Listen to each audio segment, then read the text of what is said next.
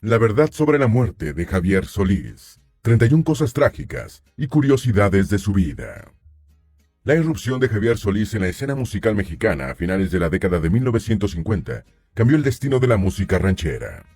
Antes de Solís, el género ranchero estaba recluido en los sones, en una temática exclusivamente rural y de ranchos, y con Javier se hizo urbano y de interés mucho más masivo.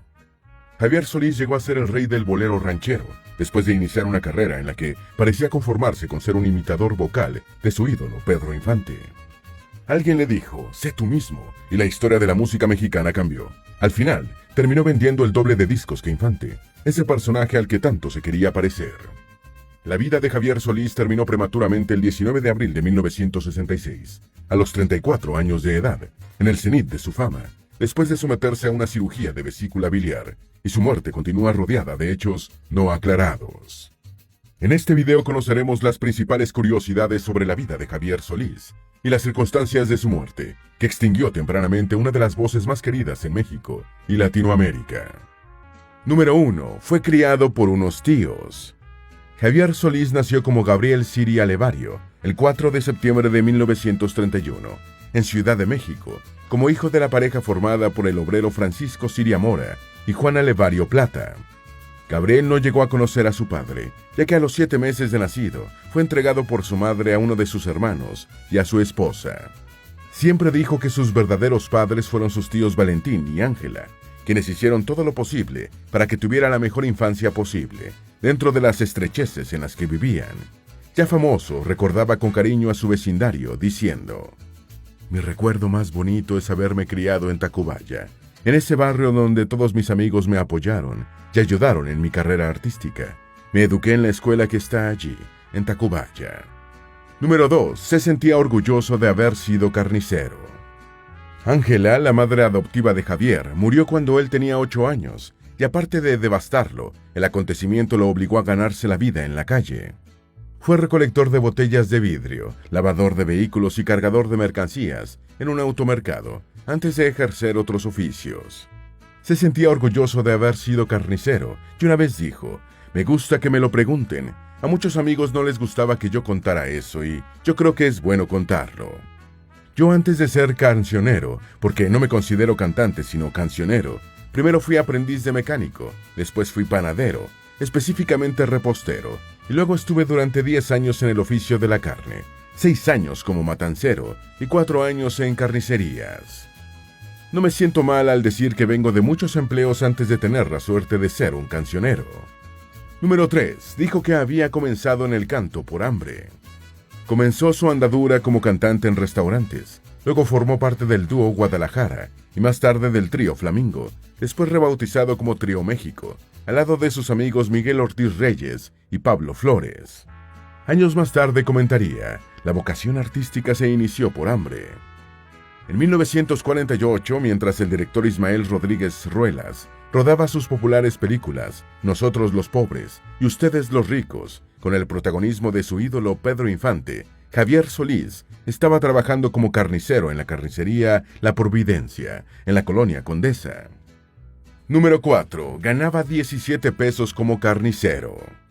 Fue el dueño de la carnicería La Providencia, quien, percatándose de su talento vocal, lo animó a cantar y le pagó sus primeras clases de vocalización con Noé Quintero, el mismo que había sido maestro de Pedro Infante. Años después, recordando que se inició en la música por hambre, Solís dijo: yo trabajaba en una carnicería que se llamaba La Providencia en la colonia Condesa, y entonces yo ganaba 17 pesos diarios, y los gastos en la casa habían aumentado, había que sufragarlos, y yo no encontraba la salida. Número 5. Ganaba hasta 40 pesos por noche en la Plaza Garibaldi. Preocupado por aumentar su contribución a los gastos de la familia, una invitación para cantar en la Plaza Garibaldi le cayó como una bendición. Después Solís recordó este momento así: unos amigos me dijeron, ¿por qué no te vienes a la Plaza Garibaldi donde están todos los compañeros mariachis? Y yo dije, bueno, vamos a ver si me dan chance. Corrí con tanta buena suerte que todos los grupos me dieron oportunidad de cantar a la llegada de los coches, y empecé a cantarles, y en menos de lo que pensé me ganaba que 30, que 40, y entonces me dije, acá está la papa, criatura. Número 6. Realizó su primera gira artística contratado por Rafael Ávila Camacho, hermano del presidente Manuel Ávila Camacho. Mientras en el día cortaba churrascos y filetes en Condesa, en la noche Javier amenizaba las visitas de turistas y mexicanos a la popular Plaza Garibaldi del centro de Ciudad de México, cantando piezas rancheras. Después fue intérprete de canciones mexicanas en los restaurantes El Tenampa y Guadalajara de Noche, acompañado por el Mariachi América de Alfredo Serna. En esta actividad no tenía sueldo y sus ingresos dependían de la generosidad del público con las propinas. En el mismo año de 1948, participó por primera vez en un concurso radial, aún sin usar el seudónimo que lo haría famoso. A finales del año, el general Rafael Ávila Camacho, futuro gobernador de Puebla y hermano del expresidente de la República, Manuel Ávila Camacho, lo escuchó en la Plaza Garibaldi y le gustó cómo cantaba, contratándolo por un año para actuar en la ciudad poblana de Atlixco de las Flores, al lado de El Mariachi Metepec. Para esta gira utilizó el nombre artístico de Javier Luquín. Número 7. Grabó sus primeros acetatos en 1950 en un estudio para aficionados. Finalizado su contrato en Atlixco, Javier entró a trabajar como cantante y animador en un cabaret con una clientela diversa. En paralelo, estudió vocalización con el maestro Miguel Quintero durante aproximadamente un año. En 1950 grabó sus primeras canciones: Punto Negro, Virgen de Barro, Tómate esa copa y te voy a dar mi corazón, en un pequeño estudio para cantantes y músicos aficionados adjunto al Cine Cinelandia de la Ciudad de México. Las grabaciones en acetatos producidas con el trío Los Galantes fueron entregadas a Discos Columbia México, ahora Sony Music México. Punto Negro sería incluida en el triple LP 36 éxitos de Javier Solís, editado en 1969, 3 años después de la muerte de Javier, y Virgen de Barro y Te voy a dar mi corazón aparecieron en el LP homenaje lanzado en 1990. Número 8. Firmó su primer contrato en 1955. A comienzos de 1955, Javier fue contratado por el Bar Azteca, donde permanecería durante 4 años. Fue durante este periodo cuando cambió su seudónimo a Javier Solís, por sugerencia de su amigo Manuel Garay. En el Bar Azteca fue escuchado por Julio Rodríguez, ex primera voz y guitarrista del trío Los Panchos. Rodríguez lo recomendó para una audición a Felipe Valdés Leal, director artístico de Discos Columbia México. El cantante aprobó la audición y, ya convertido en Javier Solís, firmó un contrato temporal para la producción de su primer sencillo con una disquera de renombre a finales del año 1955. El acetato con los temas ¿Qué te importa y por qué negar?, lanzado en 1955, fue muy bien recibido, sobre todo en el interior de México, y Solís fue formalmente contratado el 15 de enero de 1956. Número 9. El encuentro con Rodríguez fue providencial para su carrera. El momento fundamental en la vida de Javier como cantante fue su encuentro con Rodríguez, que describió así: estaba una noche trabajando en un local nocturno, el Bar Azteca, y llegó Julio Rodríguez Reyes, ex primera voz del trío Los Panchos, puertorriqueño él. Me escuchó cantar y me dijo: necesitas que te oigan. Me tuvo fe, llevándome a hacer mi primera prueba de grabación de disco. Número 10. Adoptó el apellido Solís porque el público lo llamaba el solista. Cuando todavía utilizaba el nombre de Javier Luquín, su amigo Manuel Garay no estaba muy seguro de que su apellido artístico fuera el más conveniente desde el punto de vista promocional, y le sugirió que lo cambiara a Solís, porque el público lo llamaba el solista. Así nació el nombre de Javier Solís, como después Alberto Aguilera Valadez se convertiría en Juan Gabriel, para completar la histórica trilogía del bolero ranchero mexicano, junto con Infante y él mismo. Número 11. Cantó en el entierro de Pedro Infante. El 15 de abril del año 1957, México fue conmocionado por una de las noticias más dramáticas de su historia. El gran ídolo del cine y de la canción, Pedro Infante, se había matado en el avión C-87 Liberator Express que pilotaba, tras precipitarse poco después de despegar del aeropuerto de Mérida, Yucatán. La conmoción en el medio musical retrasó el lanzamiento del primer álbum de Solís, pero el día del entierro, Javier subió a una cripta del cementerio y cantó la ranchera Grito Prisionero, imitando la vocalización de Infante. Solís continuó cantando en el Bar Azteca y en la emisora mexicana XCW, y en septiembre del año 1957 ganó su primer disco de platino por su primer sencillo. Poco después grabó su primer álbum, Javier Solís, Volumen 1. Número 12. En 1959 inició una carrera meteórica. En 1958, Solís grabó los discos Canta Javier y Añoranzas, pero su consagración llegó en 1959 con el tema Llorarás, llorarás, del álbum del mismo nombre.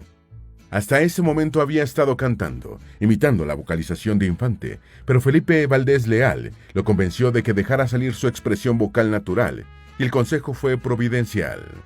A partir de allí inició una carrera meteórica que solo detendría su prematura muerte.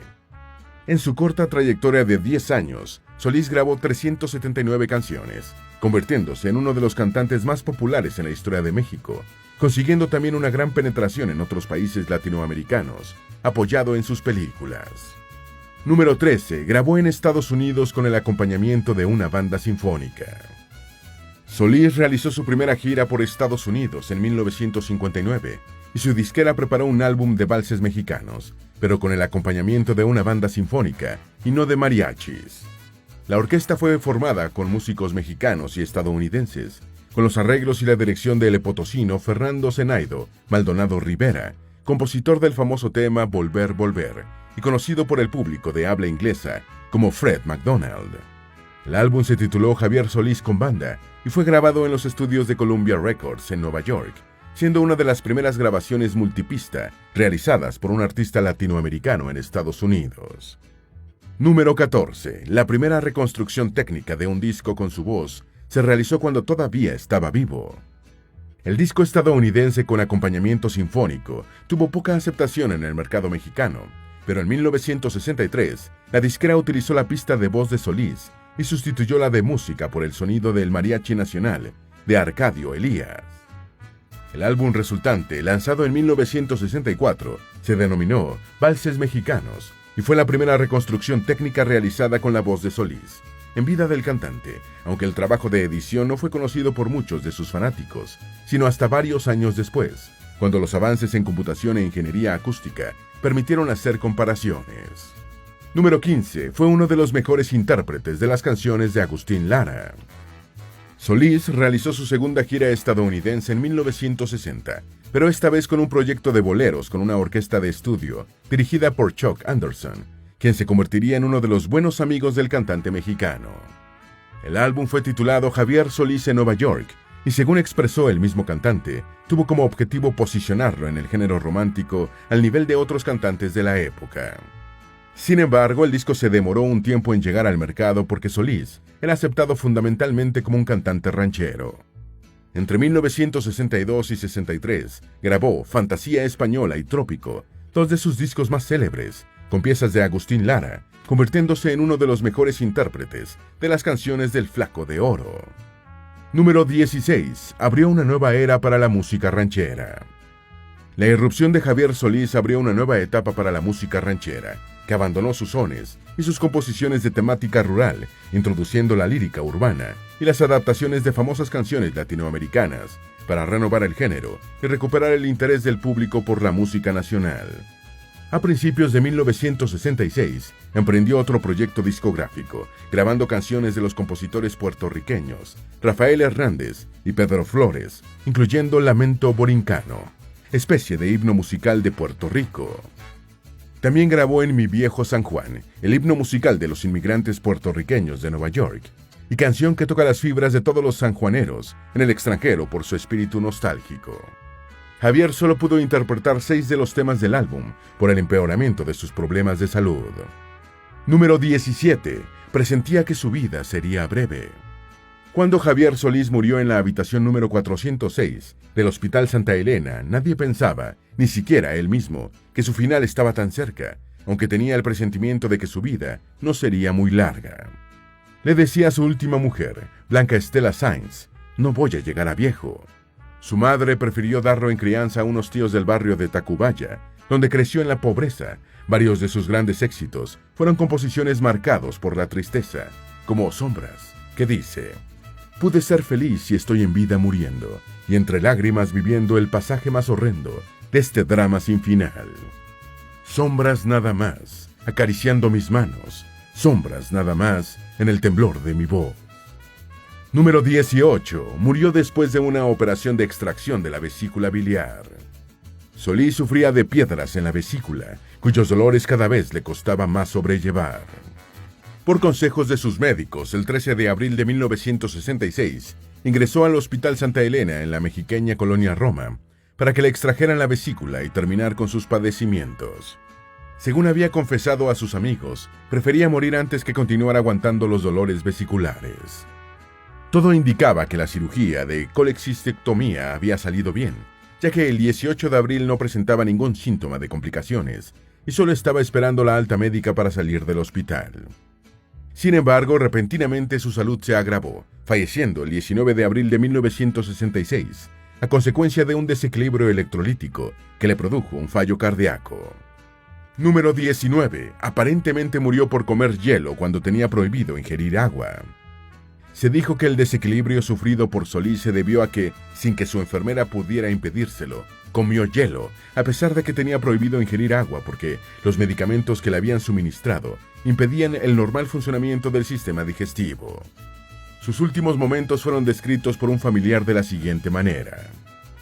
Javier Solís murió sentado en la cama cuando una enfermera le decía que no comiera más hielo porque le iba a hacer mal. Fue un suspiro largo como él mismo lo manifestó al sentirlo, y de inmediato se dejó caer en su lecho. Número 20. Según su homeópata, murió por beber una jarra de limonada. Manuel Trillanes, homeópata de Solís, dio una entrevista al diario mexiqueño El Universal, en el que señaló que había cuidado la vesícula de Javier durante años, hasta que la situación llegó a un punto en que se hizo necesaria la cirugía. El homeópata declaró que visitó a Solís en el hospital un día antes de su muerte, y que el cantante le había dicho: «Sácame de aquí, me siento muy mal». Trillanes desmintió que Solís muriera por comer hielo, añadiendo que el cantante sí desobedeció la orden médica de no ingerir líquidos, pero lo hizo tomándose una jarra de agua de limón, aprovechando una ausencia de la enfermera. Seguidamente empeoró y confesó lo que había hecho. Número 21. Su entierro fue multitudinario y caótico. Javier Solís fue velado en la agencia de pompas fúnebres Galloso, en la delegación de Cuauhtémoc, y después inhumado en el Panteón Jardín de Ciudad de México. Al sepelio asistió una multitud que obstaculizó la entrada del cortejo fúnebre al cementerio y obligó a intervenir al cuerpo de granaderos de la policía del DF para mantener el orden. Aún así, cientos de personas subieron a las bardas del panteón y pisotearon decenas de tumbas, causando múltiples daños en su deseo de presenciar el sepelio. Número 22. En su entierro habló el actor Jaime Fernández. Una nutrida delegación de la Asociación Nacional de Actores acompañó el féretro con los restos de Javier Solís, y el actor y líder sindical Jaime Fernández Reyes fue designado para dar el discurso de exequias. Fernández dijo: «La canción ranchera de la que fuiste un gran exponente se cubre de luto y enmudecen los mariachis, y nosotros los cantores prendemos un crespón en nuestros corazones». Número 23. La última canción que grabó fue de Mal Agüero. En su edición del 21 de abril de 1966, el periódico El Universal reportó la inhumación así: «Tumultuosa fue la despedida que el pueblo brindó a Javier Solís. Se inundó el lote de actores del Panteón Jardín de gente que forcejeaba por llegar hasta el pie de la tumba». Irónicamente, el último tema que grabó Solís, estrenado en su velatorio, fue Amigo Organillero, canción del compositor Rafael Carrión, inspirada por una muerte, por lo que se dijo que fue una interpretación de Mal Agüero. La canción dice: «Quiero morir, no tengo ya aquel amor tan puro y santo. Quiero seguir al más allá a la que quiero tanto, en esta noche en la que la muerte espero. Sigue tocando, amigo organillero». Número 24. Latinoamérica lloró su muerte. La muerte de Javier Solís a los 34 años en la cúspide de su carrera conmovió no solo a México, sino a varios países latinoamericanos en los que había alcanzado la estatura de ídolo popular. En Lima, Perú, el periódico Última Hora informó que 2 jovencitas estuvieron a punto de suicidarse al conocer la noticia de la muerte del cantante, lanzándose debajo de las ruedas de un autobús, pero pudieron ser salvadas por transeúntes. En Venezuela, varias emisoras radiaron solo canciones de Solís durante largos periodos de su programación el día de su muerte, mientras que en los bares, los parroquianos venezolanos ponían una y otra vez en las rocolas Payaso, Escándalo, Sombras, Esclavo y Amo, El Loco, El Peor de los Caminos y otros grandes éxitos del cantante, mientras bebían cerveza y ron en el feriado del 19 de abril. En muchas discotiendas de las ciudades latinoamericanas, los compradores agotaron las existencias de los discos de Solís. Número 25. Participó en más de 30 películas en solo 7 años. Aunque la época de oro del cine mexicano terminó en la década de 1950 con la irrupción de la televisión, todavía en los años 1960 eran pocos los hogares de México y Latinoamérica que podían darse el lujo de tener un televisor, y el cine de salas continuó siendo uno de los principales entretenimientos de las clases populares. Javier Solís aprovechó sus años en la cima como cantante para participar en más de 30 películas entre 1960 y 1966. Su última cinta fue Juan Pistolas, rodada en 1966 y estrenada después de su muerte. En el filme, dirigido por René Cardona Jr., Solís interpreta a un rebelde revolucionario que debe reunir dinero y armas para hacer su revolución. Número 26. Existen diferentes versiones sobre su lugar y fecha de nacimiento. Aunque la documentación existente y la biografía oficial indican que Javier Solís nació en Simón Bolívar, 165 de Ciudad de México, el 4 de septiembre de 1931, existen otras versiones sobre la fecha y el lugar de nacimiento del cantante. Respecto al lugar, se ha dicho que nació en Nogales, Sonora, aunque sin fuentes fidedignas que lo corroboren.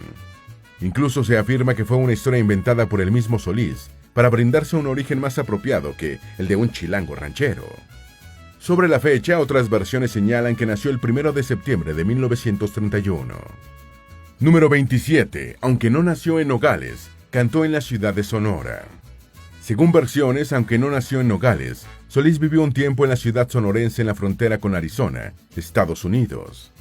Se dice que Solís estuvo en la frontera blanca a comienzos de la década de 1950, durante su época de oro, trabajando de carnicero y cantando en diversos locales y eventos como bares, restaurantes, centros nocturnos y fiestas familiares. Uno de sus sitios preferidos para cantar era en los alrededores de la Plaza de Toros de Nogales, con el acompañamiento de un mariachi, amenizando al rato de la gran cantidad de nogalenses y de turistas estadounidenses que iban al lugar a disfrutar de la comida mexicana y de las nieves de chorro que servían en la nevería de la Arena Taurina. Número 28. Habría inventado su origen sonorense para obtener la ayuda de Pedro Infante. Se afirma también que fue en Nogales donde Solís comenzó a cantar imitando la voz de Pedro Infante y que el bolerista Emilio Gálvez, quien para la época cantaba en el restaurante La Caverna, le recomendó que buscara su propio estilo, por lo que se interesó en el bolero ranchero. También se señala que inventó su origen nogalense porque quería que Pedro Infante, entonces el artista más idolatrado en México, lo ayudara con su carrera en la capital.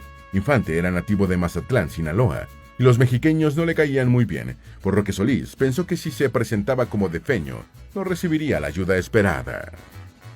Número 29. Su vida sentimental fue bastante complicada. La vida sentimental de Solís fue complicada, por decirlo menos, con al menos 9 hijos en 5 relaciones, situación que generó problemas y dramas tanto antes como después de la muerte del cantante. Tras su fallecimiento, 4 mujeres, Socorro González, Yolanda Mollinedo, Enriqueta Valdés y Blanca Estela Sáenz, se presentaron como sus esposas, mostrando actas matrimoniales que aparentemente lo acreditaban, lo que dio pie a pensar que Solís se casó varias veces sin las molestias de divorciarse. Yolanda Mollinedo, una ex bailarina, se quitó la vida de un tiro en 1967, poco después del primer aniversario de la muerte del cantante. Número 30. Presuntamente recibió una paliza por orden de Gustavo Díaz Ordaz. Como ocurre con muchos personajes públicos que tienen una muerte inesperada, la prematura desaparición de Javier Solís dio origen a una teoría de conspiración. Esta señala que Solís inició un romance con la cantante y actriz mexicana Irma Serrano, cuando la llamada tigresa era la amante del presidente mexicano, Gustavo Díaz Ordaz. Según esta versión, Díaz Ordaz tenía vigilada a la tigresa, y supuestamente sus hombres le dieron una fuerte golpiza a Solís, especialmente en el estómago, después de que fue visto en una de sus salidas con la amante del presidente. Aunque el cantante ya tenía problemas de vesícula, este relato señala que fueron los golpes en el vientre los que los llevaron a la muerte. Número 31. Frank Sinatra fue su admirador. El cantante estadounidense Frank Sinatra fue un admirador de la voz y del estilo de Solís, y aunque no grabaron juntos, se conocieron en 1965 en Nueva York. Eran 2 de los máximos cantantes de la época, Sinatra en inglés y Solís en español, y en su encuentro, el intérprete de New York, New York, lució un sombrero de mariachi. Los planes para convertir al mexicano en el Sinatra latinoamericano se frustraron por su prematura muerte. En solo 7 años, Javier Solís cambió el rumbo de la música ranchera y se convirtió en un ídolo en México y América Latina. A 57 años de su muerte, sus grandes éxitos siguen sonando con su voz inigualable. Esperamos que este video te haya sido útil. Si tienes algo que agregar, por favor, compártelo con nosotros en la sección de comentarios. Dale me gusta a este video y envíale el enlace a tus familiares y a tus mejores amigos para que también sepan más de la verdad sobre la muerte de Javier Solís. Esta es Vegas Tunes Radio. La voz de nuestra gente latina. Desde Las Vegas, Nevada, por internet para el mundo entero.